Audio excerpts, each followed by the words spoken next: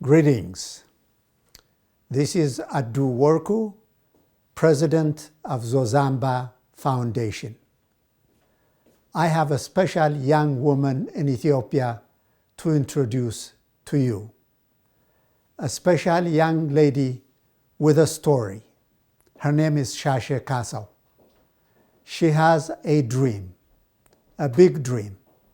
She is in fact a dreamer for herself and for others.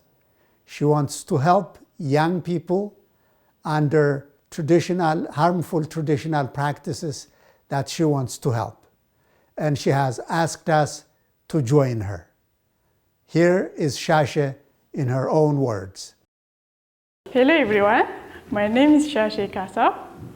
I was born in 1995 in a small village called Shashe in northwest Ethiopia.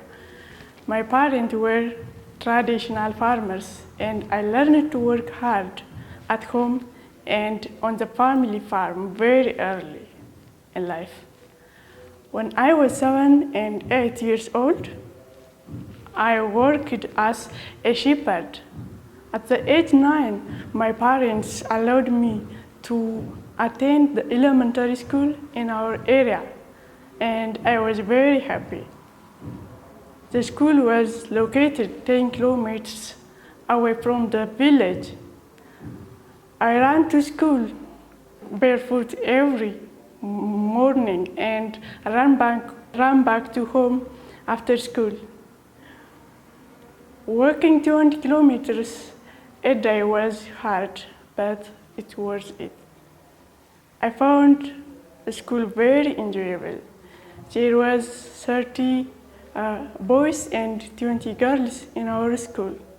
Unfortunately and sadly, all of them were forced to marry, were forced by their parents to drop out school, and they all got married.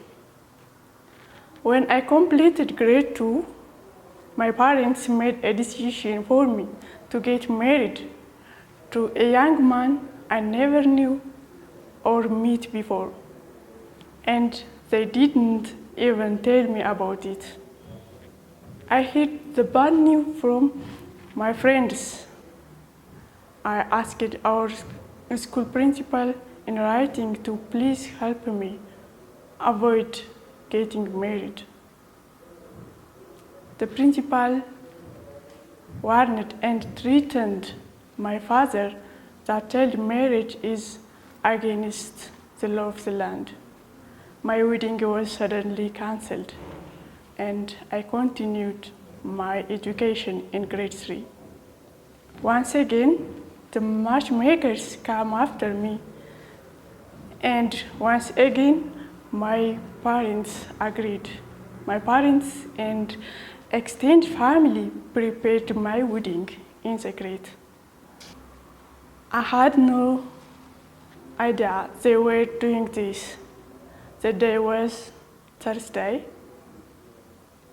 I arrived from school in the afternoon, around 3 p.m.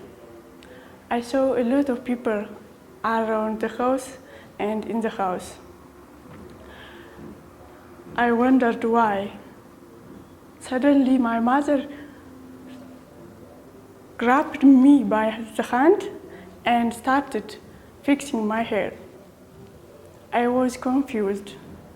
Then I saw 15 young men coming toward our home with 2 horses.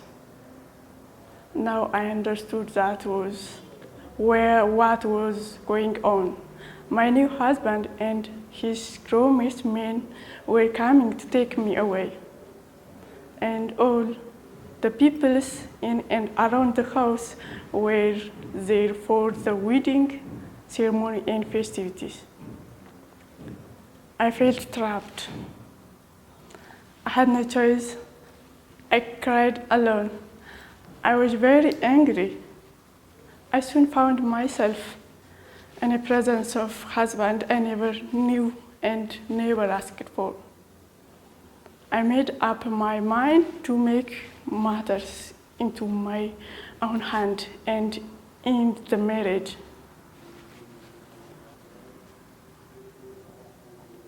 As soon as the wedding was over, I ran away from my new husband and went home. My parents were angry. They beat me up and sent me back. I ran away again, and they did the same thing again. I ran away for the third time, and I went to my older sister's place, but my brother was dragged me down and did to me exactly what my parents did. At that time, at this point, I became desperate.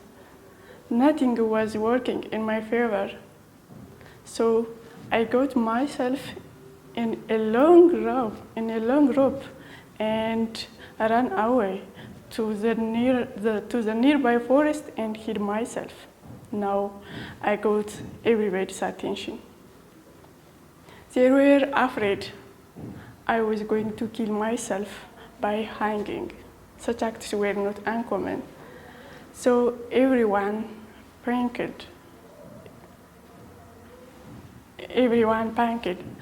I had made my points.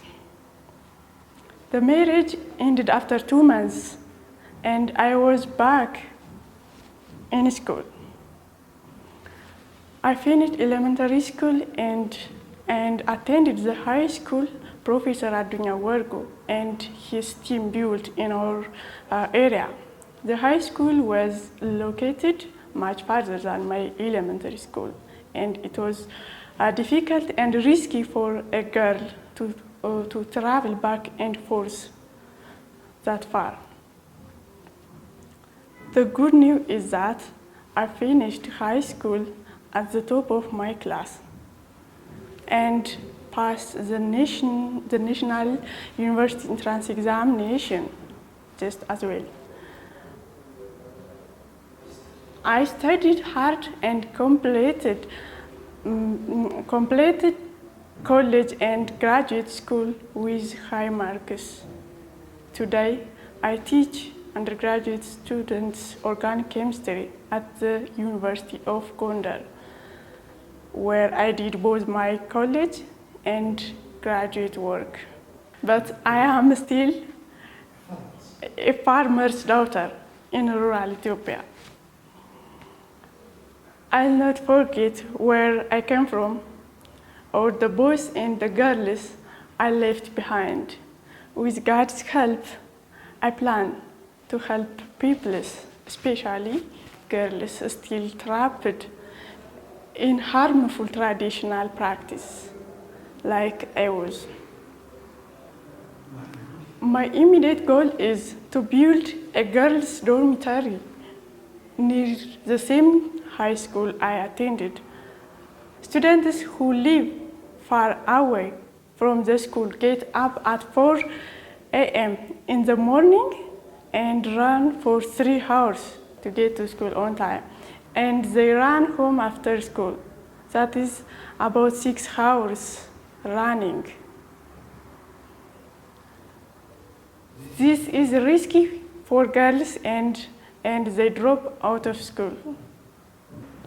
My hope and prayer is to build a dormitory big enough for 50 at-risk girls.